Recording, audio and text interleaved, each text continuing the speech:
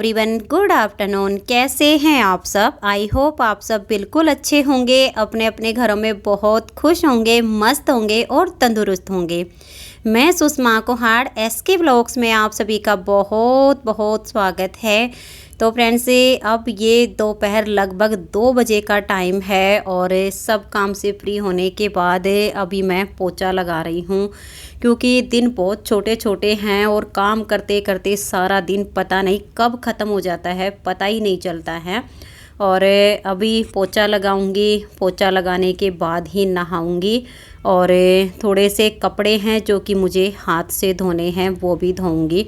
और ये कुर्ती तो मैंने 3 दिन हो गए हैं डाले हुए, नहा के बस वापस इसी को पहन लेती हूँ क्योंकि इसमें ठंड कम लगती है।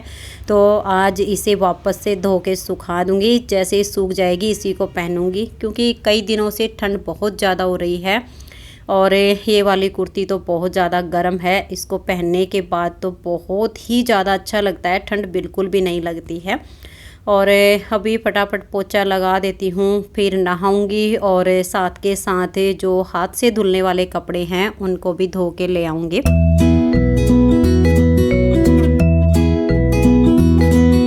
फ्रेंड से नहा ली हूँ और हाथ से मैंने ये सारे कपड़े धो लिए हैं क्योंकि ये वुलन कपड़े हैं और इनको मैं हाथ से ही धोती हूँ, मशीन में नहीं धोती हूँ।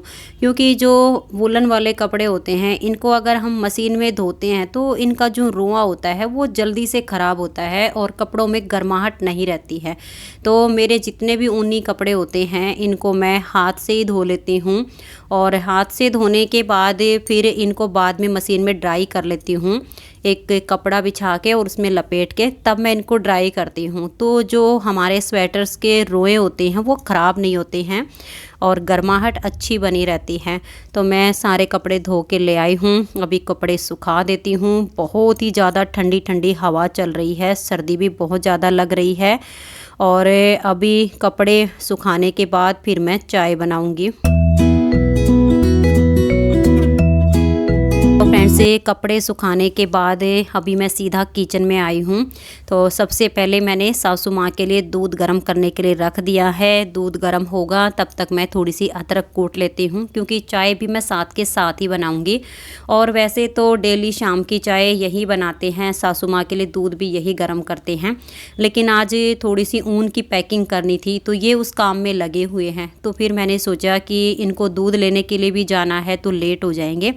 इससे अच्छा ये है कि मुझे भी ठंड बहुत ज़्यादा लग रही है और सासू माँ का भी दूध पीने का टाइम हो गया है, तो उनके लिए दूध गर्म कर देती हूँ और हम दोनों के लिए चाय बना लेती हूँ। तो फ्रेंड्स, हम दोनों यहाँ पर बैठकर शाम की चाय पी रही हैं, तो आप सब भी आ जाइए और हमारे साथ बैठकर शाम की चाय पी लीजिए। और आज चाय के साथ हमने कुछ भी नहीं लिया है, सिर्फ चाय पी रहे हैं क्योंकि कुछ भी खाने का मन नहीं था, सिर्फ चाय पीने का ही मन था। और मुझे तो इस टाइम पे बहुत ज़्यादा ठंड लग रही है। तो चाय पीने के बाद अभी कुछ देर नीटिंग का काम करूँगी, ये चले जाएंगे दूध लेने के लिए। जैसे ही काम से फ्री हो जाऊंगी तो आप सबके साथ बैठकर थोड़ी सी देर बात करूंगी और आप सबको एक सुंदर सी कथा सुनाऊंगी।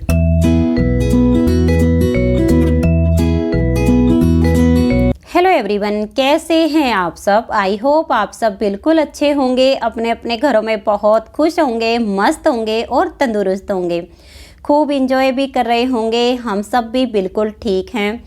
तो फ्रेंड्स, कल मैंने आप सबको एक कथा सुनाई थी, तो आप सबको कथा बहुत पसंद आई, बहुत ही प्यारे प्यारे से आप सब ने कमेंट्स किए हैं और बहुत सारे कमेंट्स तो ये भी आए हैं कि आप हमें कथा और भजन सुनाते रहिए। कथा सुनना, भजन सुनना बहुत ही अच्छा लगता है। तो फ्रेंड्स, इतना प्यार देने के लिए सबसे पहले तो आप सबको दिल से बहुत बहुत थैंक यू करती हूँ। और मैं दिल से कोशिश करूँगी कि आप सबको बीच बीच में कोई ना कोई भजन या कथा मैं ज़रूर सुनाती रहूँगी। लेकिन साथ के साथ मैं आप सबको ये भी कहना चाहूँगी कि ना तो मैं कोई ज्ञानी हूँ और ना ही कोई भक्त हूँ। भक्ति भाव तो मेरे अंदर लेस मात्र भी नहीं है, लेकिन फिर भी कथा सुनना और सुनाना मुझे बहुत अच्छा लगता है। और वैसे भी सत्संग से जो मैंने पाया है, जितना मैंने सुना है, वो यही सुना है कि जब हम अपने परिवार के बीच में बैठ के कथा सुनते हैं या सुनाते हैं, परमात्मा की चर्चा करते हैं, तो उस वक्त परमपिता परमात्मा हमारे घर में मौजूद होते हैं। हमारे घर का जो वातावरण होता है वो शुद्ध हो जाता है। घर में रहने वालों का जो मन होता है वो भी शांत होता है। तो फ्रेंड्स, ये मेरी एक बहुत बड़ी यूट्यूब फैमिली बन चुकी है। आप सब मेरे फैमिली मेम्बर्स हैं। तो आप सबके साथ अपने मन की बात शेयर करना या कोई कथा शेयर करना, कोई ना कोई भजन शेयर करना सच में मुझे बहुत अच्छा लगता है। दिल करता है कि जो मेरे मन में है वो आप सबके साथ में शेयर करूं।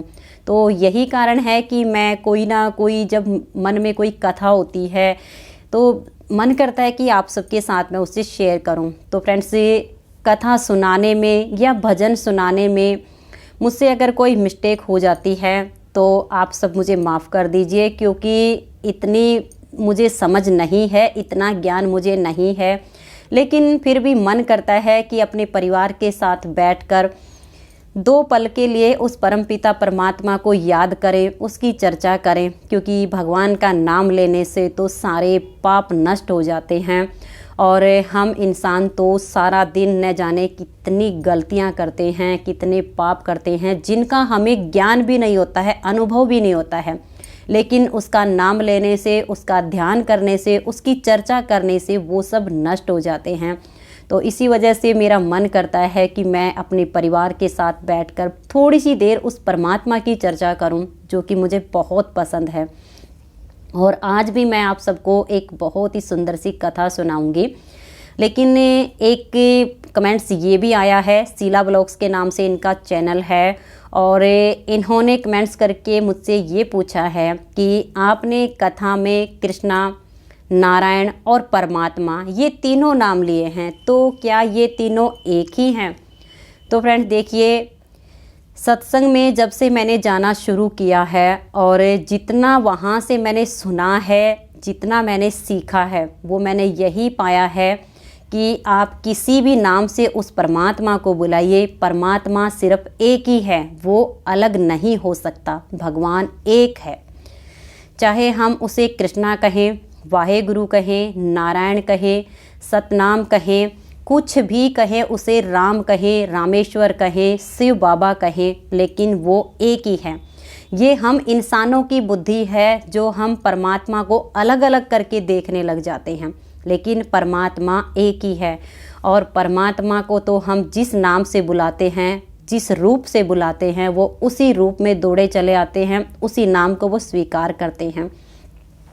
और हम सब ये भी जानते हैं, आप सब ने अगर कृष्ण लीला देखी होगी तो कृष्ण की लीलाओं में आता है कि काल यवन, जिसका वध स्वयं नारायण भगवान यानी श्री कृष्ण भी नहीं कर सकते थे, और उसका वध करवाने के लिए उसको एक गुफा में जब लेकर जाना होता है, तो जो रण यानी युद्ध का जो मैदान था, स्वयं कृष्ण भगवान उस युद्ध के मैदान को छोड़कर और आगे आगे भागते हैं, और काल यवन जब उनके पीछे पीछे भागते हैं तो रण छोड़ नाम जो है काल यवन ने भगवान को दिया था। और आप सब जानते भी होंगे कि आज भी भगवान का जो है रण छोड़ के नाम से उनका मंदिर बना हुआ है, उनकी पूजा होती है, जहाँ से अगर भगवान देखिए कितने दयालु हैं। एक इंसान ने, जो कि मतलब वो भगवान को मारने के लिए दौड़ रहा है, और उन्होंने भगवान को नाम दिया कि रण छोड़, कि रण को छोड़ के यानी युद्ध के मैदान को छोड़ के भाग रहे हो, तू तो बहुत बड़ा छलिया है, रण छोड़ के भाग गया। तो उसको भी परमात्मा ने कितने प्यार के साथ, कितने सहजता के साथ स्वीकार किया कि सब मुझे इतने अच्छे अच्छे नाम देते हैं, तो मेरे इस वक्त ने तो मुझे एक बिल्कुल अलग और नया नाम दिया है, रण छोड़। तो वो नाम भी उन्होंने स्वीकार किया है। तो कभी भी हमें अपने मन में ये भाव भी नहीं लाना चाहिए कि भगवान अनेक हैं। भगवान अनेक नहीं है, भगवान एक ही है। और आज मैं आप सबको कथा सुनाऊंगी रबिया बसरी की। रबिया बसरी एक बहुत ही महान सूफी संत हुई है, जिसकी जो है कथा आप सबको सत्संग में ही सुनने को मिल सकती है। इस तरह की कथाएं हमें ऐसे वैसे सुनने को नहीं मिलती हैं। जब हम सत्संगों में जाते हैं तो वहाँ पर इस तरह के जो महान संत होते हैं, उनकी कथाएं वहाँ पर, उनके जीवन से रिलेटेड जो बातें होती हैं, जो सच होती हैं, वो वहाँ पर सुनाई जाती हैं। तो रबिया बसरी के जीवन का एक वाकया है जो मैं आप सबको सुनाऊंगी। रबिया बसरी एक बहुत महान सूफी संत हुई है और रबिया बसरी हमेशा परमात्मा के ध्यान में लीन रहती थी, अपने अल्लाह की बंदगी करती थी। तो एक बार उनके जो कबीले के लोग थे, जो उनके आसपास का समुदाय था, जिसको हम अपना समाज बोलते हैं, वो सब हज की यात्रा के लिए जा रहे थे। तो रबिया बसरी भी उनके साथ हज की यात्रा के लिए चल पड़ी। और आज की तरह पहले यात्राएं करना इतना आसान नहीं था। पहले की जो यात्रा होती थी वो हाथी, घोड़े, रथ वगैरह ऐसे जाना होता था और आजकल तो हर चीज़ की फैसिलिटी है, पहले ऐसा नहीं होता था। तो जब रबिया बसरी अपने समुदाय के साथ हज की यात्रा के लिए जा रही थी तो रेगिस्तान से गुजरना होता है और रेगिस्तान में आप सब जानते हैं कि रेत ही रेत होता है, पानी भी कहीं आसपास दिखाई नहीं होता है, एकदम से सन्नाटा सा पसरा रहता है। और उस वक्त क्या होता था कि पानी के लिए अपनी मशक होती थी, मशक जिसमें पानी डाल के लेकर जाते थे, वो लेकर चलते थे कि रास्ते में कहीं पानी नहीं मिलेगा तो पीने के लिए पानी चाहिएगा।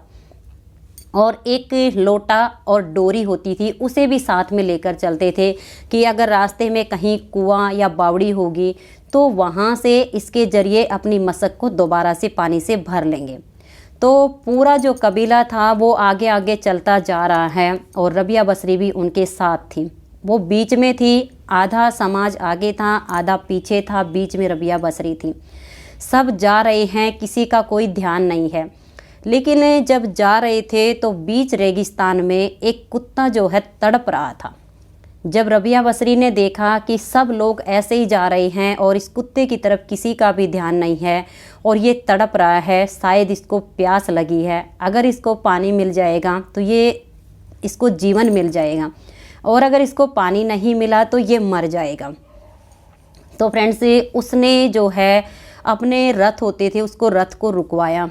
वो खुद ही अपने रथ को हाँक रही थी तो उसने अपने रथ को रोक लिया और उसने अपनी मशक में देखा एक बूंद भी पानी नहीं था, उसका पानी ख़त्म हो चुका था। तो उसने कुत्ते को देखा कि ये कुत्ता तो मर जाएगा, इसके प्राण निकल जाएंगे।